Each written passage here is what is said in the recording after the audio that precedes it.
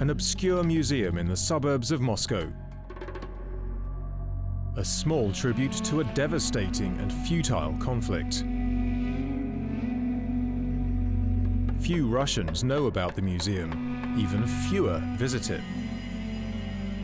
It seems that many would prefer to forget the Soviet Union's decade-long war in Afghanistan, a war that's been dubbed the Soviet Vietnam. The veterans of the war, however, and their families can never forget. I've come here to visit my son. He perished in Afghanistan in 1982. This is his tattoo. I've come here to visit his tattoo and caress and kiss it as if it were him.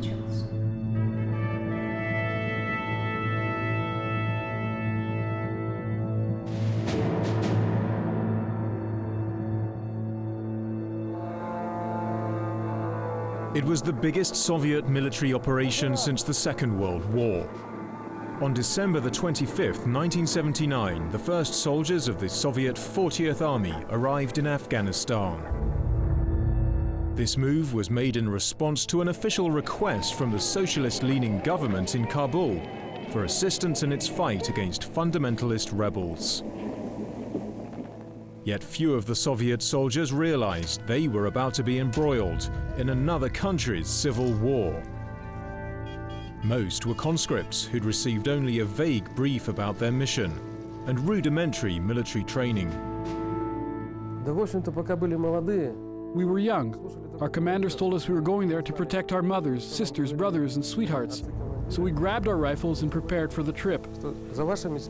We didn't really know where exactly we were going. We were told our commanders would explain everything later. Afghanistan lay to the immediate south of the borders of the then Soviet Union, but its impassable mountains, desert terrain, and proud Muslim population were utterly unfamiliar to the young men from Kiev or St. Petersburg. Of course, I'd expected Afghans to live in poor conditions, but I was shocked by how terrible they were when I got there. According to the Muslim calendar they used, it was the year 1400 when I arrived, and it really felt like it was the start of the 15th century. It was the veils on women's faces that shocked us at first, and the heat, and of course the mountains. Culture shock was one thing, but the shock of war was something else entirely. War was something new to us. Previously, we knew of it only from movies, and now, here we were engaged in it. It wasn't easy for us to realize that this was all really happening. But to the world at large, the invasion of 80,000 Soviet troops seemed all too real. A dangerous assertion of military might by the world's second superpower. That unless the Soviets withdraw their troops, calling the incursion the most serious threat to peace since the Second World War, US President Jimmy Carter urged a boycott of the Olympic Games to be held in Moscow in 1980. The US and its Western allies were determined that the Soviet mission should fail. Other countries too, such as Pakistan and Saudi Arabia, each with their own motives, contributed resources and manpower. They funded and armed Mujahideen fighters to devastating effect. The Soviets called these fighters Duki, the ghosts. This was not like World War II, where there were two opposing sides, and our fathers protected our motherland. In Afghanistan, we didn't know who our enemies were. The Afghans were peaceful and friendly to us in the daytime, but at night they turned to enemies. The Soviet forces gained some measure of control over the Afghan capital, Kabul, but the countryside eluded them. They found themselves under sustained attack from Afghan fighters using the tactics of guerrilla warfare. Small bands of Mujahideen, often indistinguishable from the population at large, carried out regular and devastating sabotage attacks on Soviet and Afghan government installations. Unlike the Soviets, these men knew the mountainous terrain well and used it to their advantage. Usually, they were hiding so as to ambush and suddenly attack us in small groups. Their most common targets were our convoys, which were providing the army with goods and fuel. There were also ambushes in mountains. When the war broke out, Valery Burkov was a trainee in the Soviet Air Force. His ambition was to serve in Afghanistan, where his father was also stationed. One day, I returned to my dormitory and the phone started ringing. They told me my father had been killed. After his funeral, they told me my assignment to Afghanistan had been cancelled. I was to serve in the Urals instead. One Burkov dead is enough, they said. But I decided to go to find out whether this war was really worth giving up our lives for. For the young soldiers for whom this was their first experience of war, the loss of innocence was swift. It was often the brutality of their more battle-hardened comrades which shocked them the most. Our commanders told us to be humane, yet I remember one episode when one of them aimed his machine gun at a camel and shot it. I was horrified. Why did you do that, I asked. Is this animal guilty of anything? Has he done anything wrong? And he said, yesterday my friend was killed. He completely tore apart the animal because he was mad with anger. Despite the strength of the Soviet forces, they were not immune to the harsh realities on the ground. Conditions were appalling and disease was rife. In Afghanistan, I fell ill with typhoid. There was a point when I became blind and nearly dead from emaciation. Rats came and ate from my plate. I could feel them crawling. I think it was my friends who saved me. Good food may have been hard to come by, but there was an abundant supply of one of Afghanistan's most infamous of products, heroin.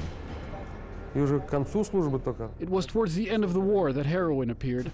That time, in every restaurant, they practically had heroin in place of mustard. It was no problem to get drugs. As the war dragged on, some Soviet soldiers even deserted the battlefield, choosing to stay on in Afghanistan rather than face certain punishment in the USSR.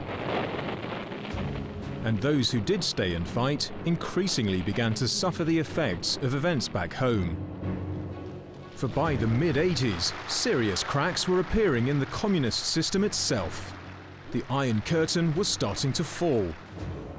The inflexible and inefficient command economy was unable to respond to the needs of citizens at home and on the battlefield. I went to our base asking for new winter underclothes. They asked, how much did it cost? In thousands of rubles. And I said that it was only one set of underclothes I needed, and not an order worth thousands of rubles. They said they couldn't help me, and told me to go on serving without underwear. It was a humiliation to be told to go up to the mountains where snow lies without proper clothes. The Mujahideen, however, faced no such problems. For them, high-tech weapons from various sources poured in through Pakistan. It was in the middle of the war that they started receiving good military equipment. They had Stingers SAM missiles, Chinese-made large-caliber chain guns, and British handheld rocket launching devices too. In other words, after we destroyed a caravan, we found as many different weapons as in a whole military museum. But it was often the crudest of weapons which was the most effective, the landmine. I was inspecting a position which had been abandoned by the Mujahideen. I made a step and a mine exploded under my feet. I heard the sound of the blast and at first decided that it was someone other than me who had stepped on the mine near me. But then I started to lose consciousness and I said to myself, my dream has come true. One night, before I'd departed to Afghanistan, I'd had a dream. I saw myself standing somewhere in Kiev in my full-dress uniform, and through one of the trouser legs, I could see that my right leg was a prosthetic device. When Valery returned to the USSR, one among thousands of wounded soldiers, his fellow countrymen were almost entirely ignorant about the war that was being mounted in Afghanistan and of the extent of the Soviet losses. The communist regime and its military censor ensured only the bare minimum was reported. The Soviet people may have been denied information about the war, but not so the rest of the world. The Russians left quite a long time ago. The conflict was becoming not only a proxy Cold War, but a propaganda battle as well. Alleged Soviet atrocities were broadcast around the globe, turning many, especially in the Muslim world, against them. The famous Hollywood film Rambo 3 portrays the Soviets as sadistic killers, resisted by a heroic American agent and noble Mujahideen freedom fighters. Veterans, however, deny that civilians were ever their deliberate targets. Once we got an order to destroy a mosque, as we received intelligence from Afghan sources that militant leaders were going to gather there. Afterwards, the strike footage was broadcast in the West, showing us approaching, the airstrike, piles of dead bodies, women, children, but it had all been a setup. You see, the film crew had been tipped off, and we had been deceived. First, in 1987, with pressure mounting from the international community for the USSR to pull out, and with Soviet prestige in tatters, negotiations were started for a withdrawal. Gorbachev realized that a war that had lasted for 10 years was leading us nowhere. And most Western governments told us that they wouldn't collaborate or discuss anything with the USSR until our troops were withdrawn. Before things get too far out of hand. Many in the West were jubilant that the USSR had been defeated, unaware that the very Mujahideen they'd funded would turn on them in years to come. On February the 15th, 1989, the last Soviet soldier left Afghanistan, crossing the bridge leading home on foot.